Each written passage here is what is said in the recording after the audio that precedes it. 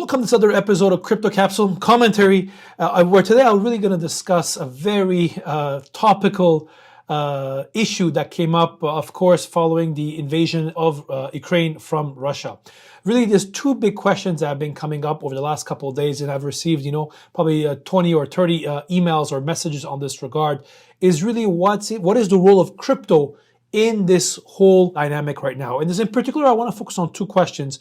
The first one is, can crypto exchanges or should crypto exchanges ban Russian customers from their platforms? And second, a question that is debated a lot in the media is, can Russia use crypto to evade sanctions? Hope you're ready, because I'm going to address all these topics over the next couple of minutes. Here we go.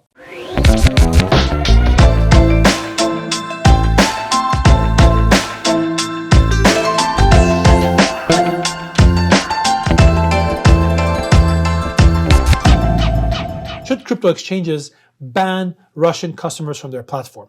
I think before we start looking at this, it's important to understand that it's very common for crypto exchanges to ban customers from a specific country from their platforms. For example, today, pretty much all the large crypto platforms, if you're a resident of North Korea, of Syria, or other places like Cuba, it is basically not possible for you to become a client on these platforms for reasons that a lot of these countries are on various type of sanction lists.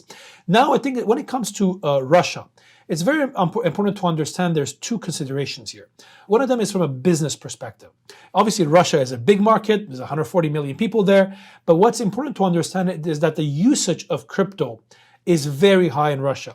According to some data, about 10% of the population, so give and take 15 million people, own crypto.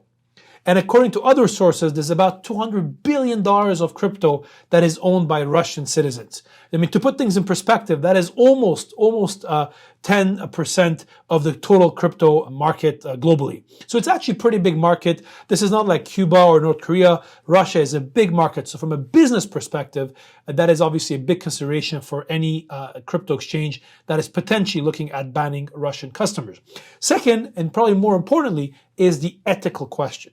Of course, I think many people disagree with Russia's invasion of Ukraine, but I think many would argue that the 140 million people living in Russia, many of them are probably not supportive of this action. And actually, it's probably not very ethical to ban these 140 million people and block them from having access to the crypto ecosystem because of what the government did or what some members of the government did in this regard. And this is actually something that is very important to understand. And this is actually the reasoning that many of the large crypto exchanges have put forward.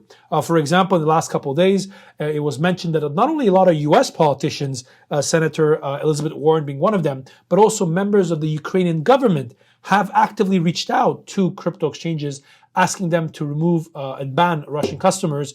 But this has been the fact that it would not be ethical and probably not fair to ban the entire citizens of a country just because of their government was the reason that many of these large crypto exchanges have given of why they think this is not a good idea.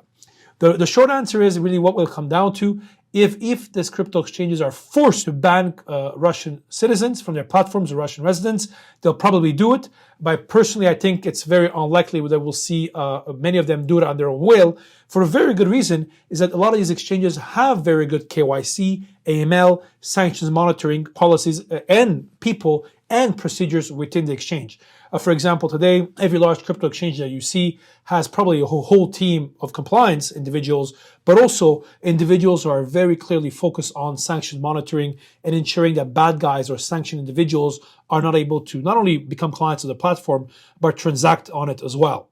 So this is kind of the important point to understand from that perspective. And also, to be fair, the technology that is available today, some of the traceability solutions are available in the market, make it very easy to identify individuals by their behavior, by some other platforms they're interacting with, if they're on any of these sanctioned entities or using any wallet that is sanctioned as well. The other big important thing as well is to understand that even if crypto exchanges would ban Russian citizens from using their platform, the reality is you can never stop people from using crypto. We have seen this, for example, in China, where crypto transactions have been banned now for some time, but people are still using and buying and selling and transacting crypto regardless of that ban. And for example, a good way of doing this is via decentralized exchanges. As we know, there's centralized exchanges where there's KYC, AML, there's a centralized intermediary. But in the case of decentralized exchanges, these are exchanges where there's no KYC. Basically, the way you do your transactions is using smart contract code. So nothing really stops Russian customers to use some of these DeFi exchanges. Second thing is that actually crypto, for the first time, the beauty of Bitcoin was its innovation. When the white paper came out in 2008, was that for the first time allows two people to send value to each other without any intermediary. So in theory, somebody could send to a friend to Russia a Bitcoin, and literally nobody can stop that, right? As long as they have their own wallet, they can receive the Bitcoin, and then they can go on DeFi platforms or use other mediums to use it. So I think from this perspective, even if crypto platforms would ban Russian customers, in de facto, it will just make it a bit more difficult for people to get access to crypto, but you won't be able to stop it from that perspective. Where it becomes a problem is, if let's say if you send a Bitcoin to your friend in Russia, for example, of course, they're not able to go buy bread or buy eggs with Bitcoin or cryptocurrencies right now. So the problem always becomes how you move that crypto to fiat, like everyday fiat currencies.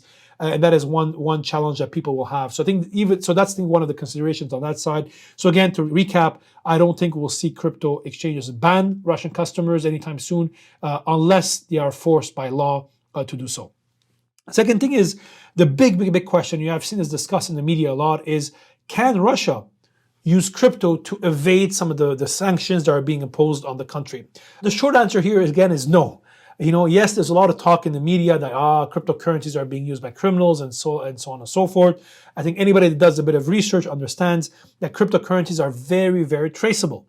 And frankly, there's way less criminal activity on crypto than many people believe, because from one very simple reason, it doesn't offer the same level of privacy that cash offers, and frankly, the headaches that today's centralized banking system, especially with offshore companies, provide. So the reality today, if let's say Russian sanctioned entities wanted to actually launder the proceeds of their gains that they made, it'll be very difficult for them because immediately they'll be flagged from some decentralized exchanges. As I mentioned before, any large centralized exchange has pretty good KYC, AML, sanctions monitoring, and frankly, as soon as anyone wants to try to open an account and they're on a sanction list, it'll be blocked immediately. Second thing is actually the traceability tools. As I mentioned briefly earlier, really, if the tools are available today on the crypto ecosystem are extremely sophisticated. Law enforcement is very knowledgeable on the topic, and really the tools that we have allow us to basically get the history of any digital assets from the time it was created. Case in point, as you may have heard, recently there was a lot of law enforcement investigations and arrests from the couple, for example, that was laundering proceeds of the Bitfinex hack in New York, being a very, very good example of that happened recently. Yes, it's still possible to launder small amounts. For example, if you're a Russian individual and you're on a sanctions list, you're probably able to launder a couple $1,000s here and there. There are some exchanges, for example, in certain parts of Eastern Europe that are a bit less diligent on KYC. It's people often will use fake accounts or fake personas that will basically open an account, but actually somebody will be using that account for their own purposes. And also, there's also some darknet solutions. Actually, one of the biggest one is in Russia right now called Hydra. I've covered that in my newsletter. For those of you interested, you can find it online. Where obviously, that allows you to change your crypto to fiat currency. But again, it's very difficult to do this at large volumes. This works for a couple $1,000s. You're not going to be able to do this for millions and even less billions of dollars. I mean, to put things in perspective, the Central Bank of Russia has over $600 billion. It's going to be almost impossible to launder that basically using cryptocurrencies. And even on a daily basis, there are billions of dollars of FX, foreign exchange transactions that happen in Russia. You're not going to be able to easily move this to crypto right now. So hopefully this was a useful video. Hopefully it can provide some color on these two topics that I think are quite important from that perspective. We'd love to hear your thoughts. What do you think about this topic? Do you believe that crypto exchanges will ban Russian customers? Do you believe there's other ways that the Russian government or individuals in Russia may try to avoid sanctions by using crypto? We'd love to hear your views and your comments in the section below. But again, thanks very, very much for tuning in to another episode of Crypto Capsule Commentary, and see you guys all soon. Thank you.